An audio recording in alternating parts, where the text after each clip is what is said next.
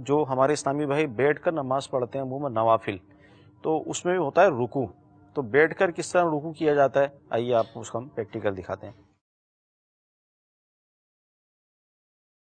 کیونکہ اس میں بھی بہت سارے بہت زیادہ جھک جاتے ہیں یا اس میں بھی اوپر کی بہت طرف ہوتے ہیں. کنفیوژن رہتی ہے. جی بعض لوگ رکوع میں جھکتے ہیں تو بالکل سجدے کے قریب ہو جاتے جی ہیں، جی سر اٹھا ہوا ہوتا ہے، بس وہ بہت زیادہ جھکے ہوئے ہوتے ہیں. تو جب بیٹھ کر ہم قرات سے فارغ ہو گئے، اب ہم نے جانا ہے رکوع میں. ٹھیک. تو فتاوی رضویہ شریف میں اعلیٰ حضرت علیہ رحمت سے سوال ہوا کہ رکوع میں کتنا جھکنا چاہیے جب بیٹھ کے نماز پڑھ رہے ہوں. ٹھیک. تو اعلیٰ حضرت علیہ رحمت نے فرمایا کہ جب رکوع میں مطلب جا رہے ہیں تو اپنے سر کو اتنا جھکائے کہ گھٹنوں کے مقابل آ جائیں. صحیح. تو اتنا،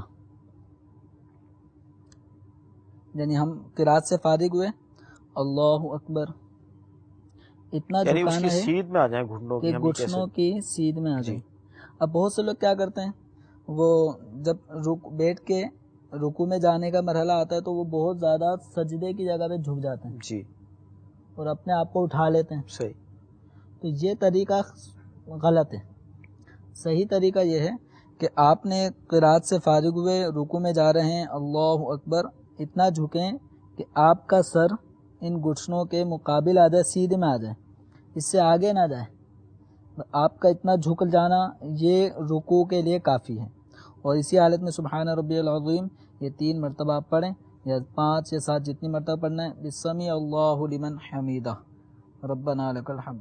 اس طرح اپنی نماز اس میں یہ کہ ایک کانسیپٹ یہ ہے عوام کا کہ عشاء کے آخر کے 2 نوافل یا ظہر کے بیٹھ کر ہی پڑھنے چاہیے. نوافل بیٹھ کے پڑھنا جائز ہے، لیکن بلا عذر اگر کوئی بیٹھ کے پڑھتا ہے تو اس کے ثواب میں کمی آ جاتی ہے.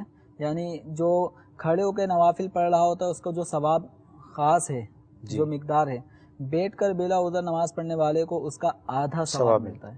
تو بلا عذر بیٹھ کے نہ پڑھیں، کھڑے ہو کر ادا کریں. لیکن اگر بیٹھ کے کوئی پڑھتا ہے تو جائز ہے، کوئی گناہ کا کام نہیں ہے.